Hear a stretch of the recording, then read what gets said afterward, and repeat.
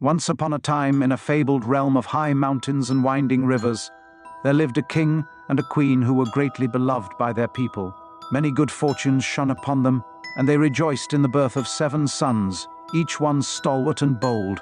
Yet the queen's heart was troubled, for she yearned for a daughter above all else. In secret, the queen prayed and pined for this wish. One midnight, while the palace slept, she wrapped herself in a dark cloak and left the castle gardens. She rode through forests and across lonely plains until she came to the foot of a towering mountain. There, hidden in a forbidding cave, dwelled a sorceress rumored to grant any desire, though she was also known to demand a dreadful price. Undeterred, the queen entered the cave and soon found a heavy wooden door set into the stone. She raised her hand and knocked. At once the door swung open, and a hooded figure with snowy white hair appeared. "What is it you seek on this cold night, dear queen?" "Grant me a daughter who is wise, just, and beautiful as a polished emerald." The sorceress inclined her head. "Your request shall be fulfilled. But know this, when your child is born, if you are not overjoyed at the sight of her, your promise to me will become a debt of life or death." In her eagerness, the queen vowed, "I accept, for I am certain she will be all I desire." Months passed, and at last the queen was brought to childbed. A daughter was born, a girl with hair of shimmering green, like strands of sunlit jade.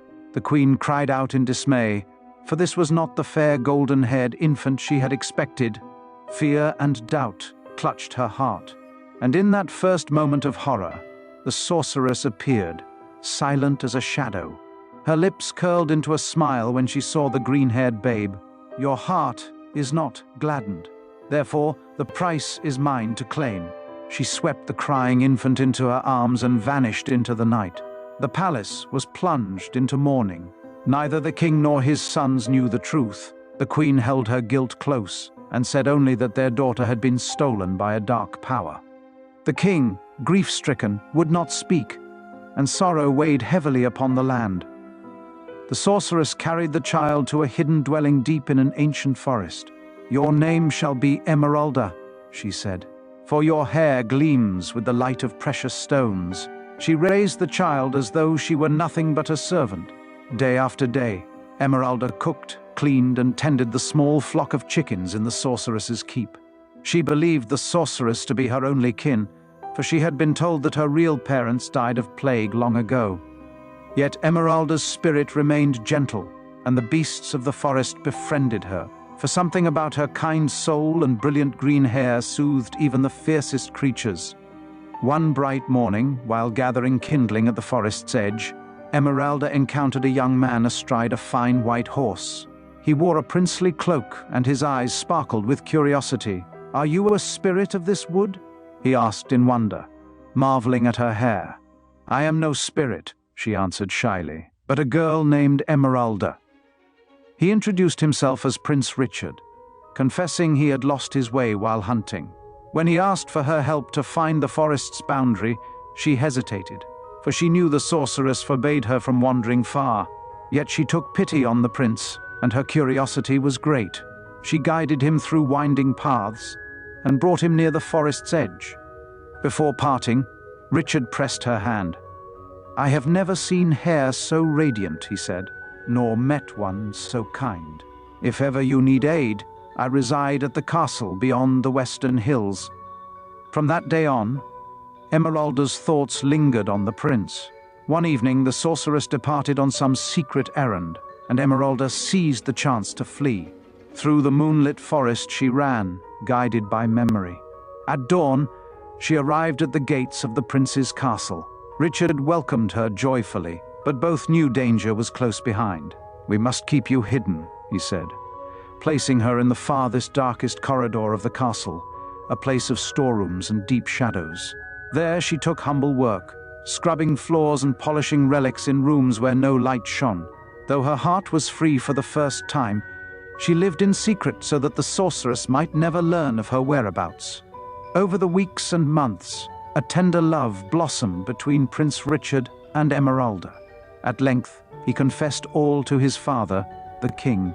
Outraged at first that a servant would wed his son, the king nonetheless agreed to see her in proper light. When Emeralda finally stepped into the grand hall and sunlight set her emerald hair aglow, the king was astonished. "Surely only gods can have daughters so lovely," he exclaimed, and he blessed their union at once. Invitations to the wedding spread far beyond the borders of the realm. Soon enough, a queen from a distant kingdom arrived, the very mother of Emeralda, accompanied by her 7 stalwart sons.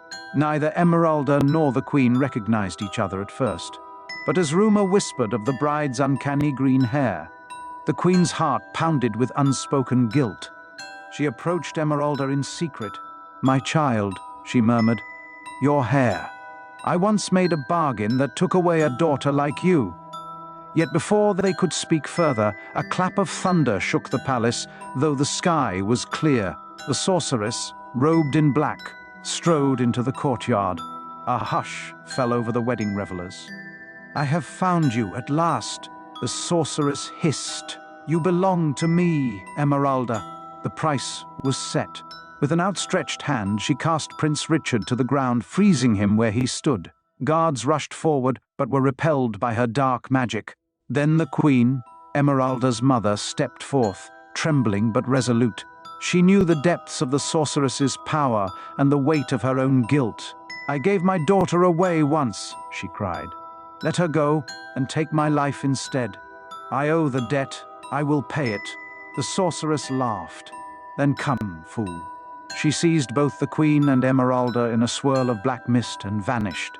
They reappeared at the old mountain cave, now lit by a brazier's grim glow. Emeralda stood entranced by a dark spell, her eyes closed, helpless. A sharp blade gleamed in the sorceress's hand. The queen stepped in front of it and steel bit her flesh. She cried out, "A life has been freely given, and so my debt is paid. Take mine if you must, but you shall never have hers." The sorceress snarled and raised the blade again, but a sudden radiance filled the cave. Emeralda's hair glowed brighter than the dawn, and with a gasp she stirred from her trance. Anger, betrayal, and sorrow blazed in her emerald eyes as she realized the sorceress had lied about everything. A strange power, born of love and truth, flowed through her. Her hair shone like 1,000 tiny lanterns, drawing the sorceress's dark magic into its shimmering strands. The sorceress shrieked as her power was pulled away from her. Her robes frayed to tatters, her once mighty form withered and shrank until she was but a feeble crone. And then she fled into the shadows, never to be seen again. Emeralda turned to the fallen queen, tears streaming down her cheeks. She knelt, placed her hands upon the wound, and with the lingering magic that pulsed through her, healed the woman who had risked all to save her. As the queen opened her eyes, she whispered, "I am your mother, Emeralda. Long ago, I failed you, but my debt is now repaid, and I pray that you can forgive me." Emeralda's tears glimmered. "All is forgiven," she said softly. Together, they returned to the castle, where Prince Richard was freed from the sorceress's spell. The wedding took place that very day, and a joyous feast filled the halls. Mother and daughter embraced again and again, their hearts woven by both sorrow and triumph. And so it came to pass that Emeralda and Richard reigned with wisdom and kindness, beloved by their people. Under their guiding love, the kingdom thrived, and the queen who once erred now lived in peace, her daughter by her side. And if any speak still of the sorceress, they whisper only that no trace of her remains, and that the bright power of Emeralda's green hair is a treasure no darkness can ever snuff out. They lived long and happily ever after.